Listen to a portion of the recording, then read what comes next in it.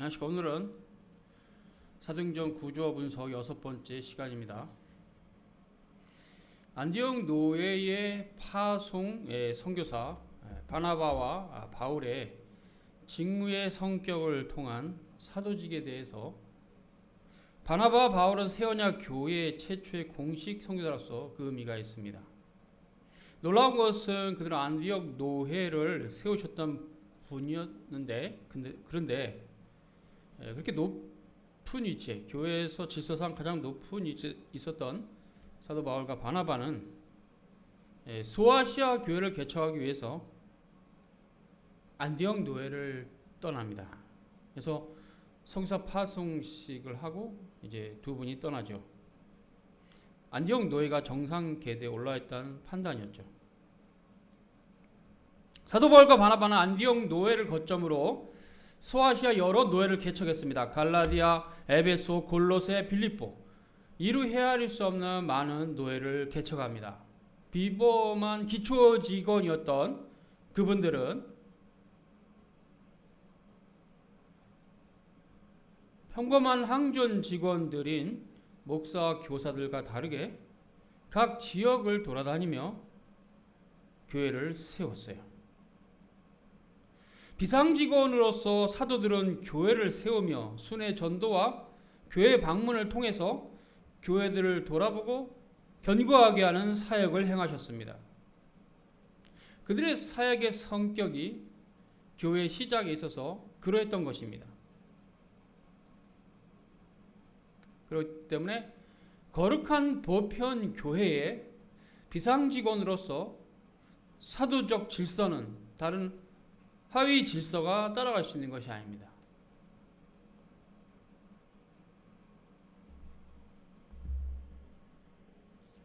신약 성경을 기록했고 또 죽은 자를 일으켜 세웠으며 독을 마셔도 죽지 않았고 독사에 물려도 살았고 감옥에 갇혀도 천사들이 빼내주었던 도무지 지금 시대에 상상할 수 없는 이런 표적과 기사는 비범한 기초 직원으로서 주님께서 사도들에게 허락하신 권세인 것입니다. 평범한 항존 직원들은 결코 흉내를 내어서는 안 되는 것입니다.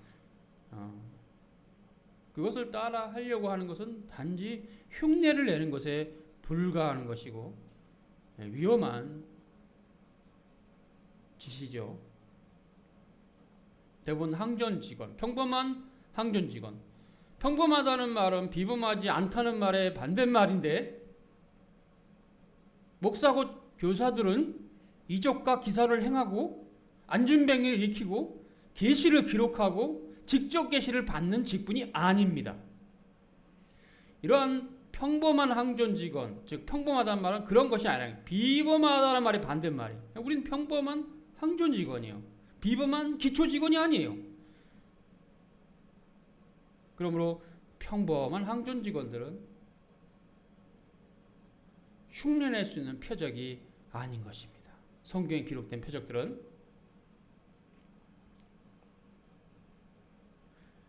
그러므로 그런 표적을 높인다는 것은 교회 앞에 자신을 높이는 것이요 그 결국은 멸망입니다. 거룩한 보편교회 항존 직원들은 비범한 기초 직원이었던 사도들의 권세를 뛰어넘으려고 하는 오만한 행위를 하지 말아야 됩니다. 기록된 하나님의 말씀을 부지런히 가르치는 것이 평범한 항존 직원이 할 수 있는 유일한 길입니다. 그것은 비범한 기초 직원으로서 사도들과 질서의 차이가 있는 것입니다.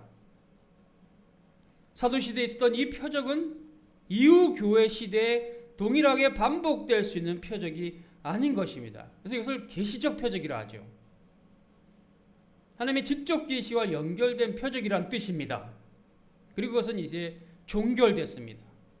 신구약 성경이 바로 특별 계시죠. 그래서 거룩한 보편교회 일상의 시대에는 그쳐졌다라고 봐야 됩니다. 하나님께서 거룩한 보편교회가 처음 세워지는 그 시대에 행하도록 허락하신 표적이죠. 이러한 질서가 역사적으로 증명이 되는 것은 2세기입니다. 2세기 역사를 보면요, 교부들이, 그렇게 신실한 교부들이, 사도들의 가르침을 그대로 계승한 교부들이 뭐 사도들이 행한 이적을 행했다는 기록이 없어요. 시대가 다른 것을 알고 그분들은 사도적 가르침에 순응했고 거기에 충실했던 것입니다. 그러나 그 시대에서도 분파주의자들은 1세기로 돌아가자, 대표적으로 몬타누스주의가 그런 자들이었죠. 그래서 교회 역사 가운데 이단으로 정제가 된 것이고, 그들은 성경을 벗어나서 마음껏 자기들의 환상의 나래를 피고 이상한 종교를 산출했어요. 그래서 이것은 사도의 질서에 대한 무지로부터 그들이 그런 짓을 한 것입니다. 교회의 항전 직원들의 권세가 아닌 것이죠. 정통 교부 시대의 성직자들은 사도들의 문헌을 살피고 해석하고 가르치는 일을 부지런히 했습니다. 그러나 기이한 표적은 거의 없어졌습니다. 허탄한 이적을 추구했던 무리들만이 거룩한 보편 교회로부터 떨어져서 사도들의 흉내를 내다가 멸망으로 갔죠. 속사도 시대의 교회 역사가 중요한 이유가 여기에 있습니다. 즉 사도 시대의 교회와 확연히 구별되는 이 놀라운 역사를 통해서 우리는 신구약 성경을 어떻게 이해해야 될 것을 알 수 있다는 거죠. 즉 사도 직무의 독특한 특징들, 또 사도 시대가 갖고 있는 아직 계시가 종결되지 않은 그 시대의 중요한 특징들에 대해서 우리는 알아야 됩니다. 그래서 이제 계시록 기록 이후에는 계시를 기록하는 자도 없고 다시 직접 계시를 받는 자도 정통 교회에서는 없어졌어요. 그 기록된 말씀 외에 더하거나 덜하면 한나라 못 갈 준비하라, 이렇게 사도 요한이 계시록 마지막 장에 못을 박아놨기 때문에 사도들의 가르침을 존중하고 따랐던 정통 교회 교부들은 어느 누구도 성경을 벗어나지 않았어요. 교회의 항전 직원이란 사도들의 가르침을 그대로 받아서 가르치는 것입니다. 그래서 이제 이런 부분에 있어서 물론 평범한 항전 직원에게 남아있는 것은 조명이죠. 사도들처럼 성경을 기록할 수 있는 영감의 은사는 없으나 하나님 말씀을 이해하고 가르치는 조명의 은사는 있지요. 그것은 이제 성경을 해석하는 거죠.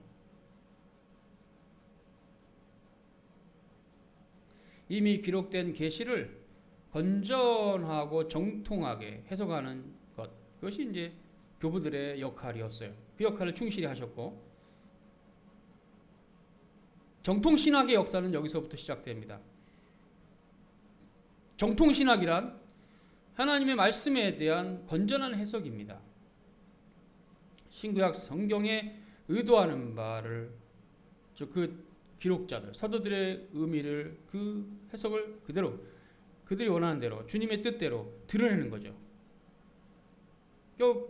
예수 그리스도의 의도와 사도들의 의도가 신구약 성경의 의도예요. 다른 의도는 없어요. 바로 신구약 성경의 의도를 드러내는 그런 해석을 추구했던 것입니다. 이에 벗어나는 모든 신학은 거짓 신학입니다. 성경을 정통하게 해석하는 신학만이 정통신학입니다. 이에 벗어나서 세상의 철학으로 신구약 성경을 해석하는 것은 자팍 수준입니다. 18세기 이후에 일어났습니다. 시대적 상황을 따라서 발생한 신학, 지진 레벤, 자유주의 신학이죠. 정통 신학이 아닙니다. 거짓 신학입니다. 콘텍스트에다가 텍스트를 가져다가 접착시켜서 무식하고 굳세지 못한 신학을 만든 것, 그것이 독일의 자유주의 신학의 열매입니다.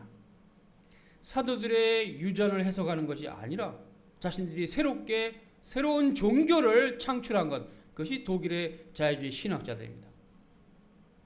목사와 교사란 평범한 항전 직원으로서 사도들의 유산을 계승하는 것입니다.